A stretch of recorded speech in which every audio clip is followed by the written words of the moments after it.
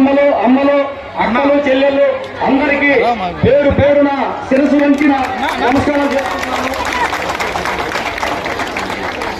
అలాగే ఈ వైఎస్ఆర్ 4వ విడత ఆసరా కార్యక్రమానికి ఇంత పెద్ద ఎత్తున మహిళలందరూ హాజరయ్యి ఈ కార్యక్రమాన్ని ఇంతటి జయప్రదం చేసినందుకు ముఖ్యంగా ధన్యవాదాలు.